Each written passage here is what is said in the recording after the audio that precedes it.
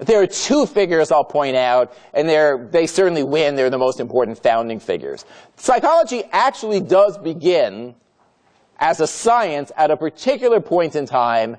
Inevitably, as it goes in a class like this, it's always some guy with a beard.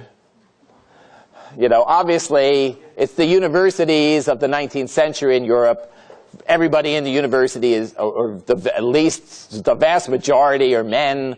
So obviously, there's a gender bias. It's not a multicultural group here. I understand it's a class where suddenly I'm drawing arrows to, you know, dead white men with beards, but that's all they had in the universities. One of them is worth noting, certainly.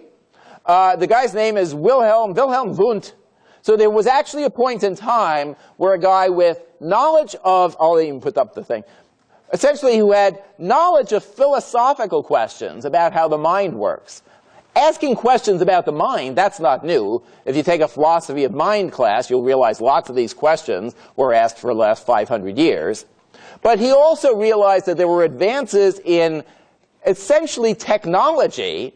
I believe he had an MD degree, so he knew the biomedical technologies, and realized there were some questions about perception and thinking and conscious experience that instead of just being discussed as one would do analytically in philosophy, like a careful, does this idea make sense, could be in principle answered through evidence. He gets a job.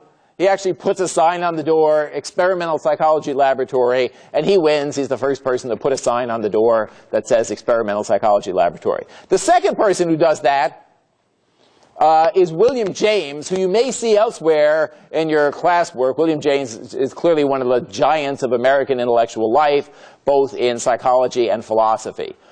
He writes the first comprehensive textbook of psychology. It's published. He worked on this for 12 years. It took him 5 years longer than me.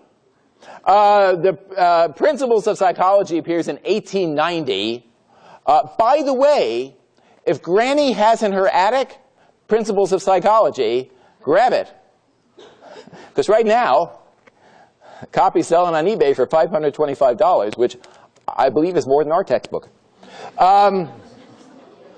So the point of mentioning this was that William James, who was really this brilliant, very broadly thinking person, had a wide range of interests that he incorporated into his book. I mean, this is a huge 2-volume thing. And essentially, in so doing, defined the field of psychology. The reason why there is such a diversity of people on the second and third page of your textbook, who we flashed up last time, and they're in the same field. A guy with a sea slug, a woman running parenting classes on the south side of Chicago, a Microsoft web page designer in India. They're in the same field. It seems almost bizarre. What happened is James wrote so broadly in a textbook that was the only textbook in town that for the next decades, everybody in intro psychology used this book, took it for granted that this was psychology. It says so right in the book. And so we have an extremely broad field of psychology that incorporates things from like literally molecular analyses of brain chemistry to large-scale groups and mobs and behavior in society. Very, very much because James wrote a book in 1890 that did that, and that essentially defined what psychology is for the next century.